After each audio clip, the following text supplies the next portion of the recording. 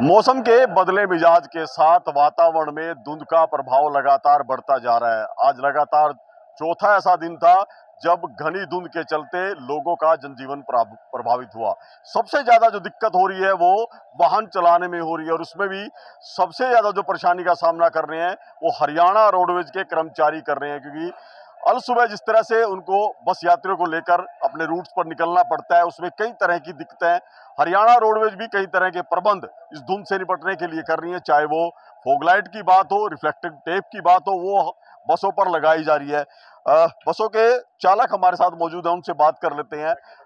Sir, जानना चाहेंगे पहले तो कि मौसम के जिस तरह से मिजाज चल रहे हैं, आप तो सुबह भी निकलते होंगे, तो किस तरह का मौसम रहता है? मौसम तो धुंध का हो चुका है जी, धुंध है सारी तरफ। तो वाहन चलाने में क्या दिक्कत आती है? वाहन चलाने में हमें तो कोई दिक्कत नहीं है जी, पर जो सरकार ने सड़कों के ऊपर वाइट पट्टी बनानी होती है वो तो आज तक बनती नहीं इनसे। मौसम से जैसे इनको पता होता है भी मौसम धुंध का शुरू हो गया तो उस पट्टी को क्यों ना पहले बनवाया जाए। आप चंडीगढ़ से दिल्ली, दिल्ली से चंडीगढ़ हाईवे पर देखो जी, शायद हम झूठ बोल रहे होंगे हम भी, पर देखने में तो कोई इतराज नहीं है, किसी पर कोई वाइट पट्टी नहीं है। सभी चाहे वो कार वाला है, बस वाला है, ट्रक वाला है, अपने धुंध के अंदर अपनी जान को जोखिम में डालकर चल रहे हैं। सभी सड़कों पर कोई इस बात का सुधार ही नहीं है।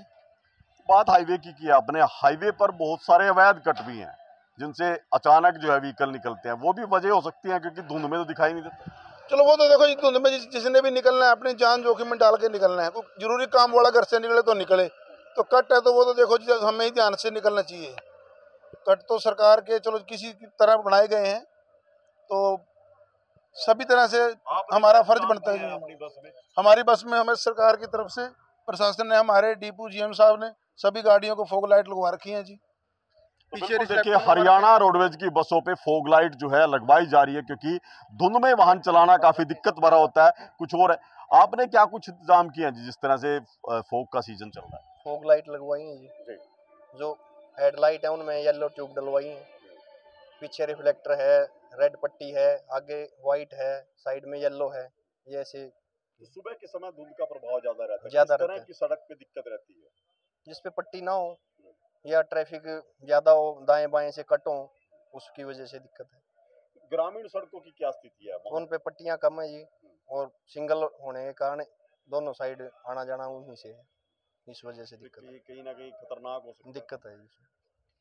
तो बिल्कुल देखिए, हरियाणा रोडवेज के चालक हैं जिन्होंने बताया है कि किस तरह से धुंध के सीजन में दिक्कतें आ रही हैं। हालांकि रोडवेज प्रबंध भी कर रहा है कि फोग लाइट लगाई जाए, रिफ्लेक्टिंग टेप लगाई जाए।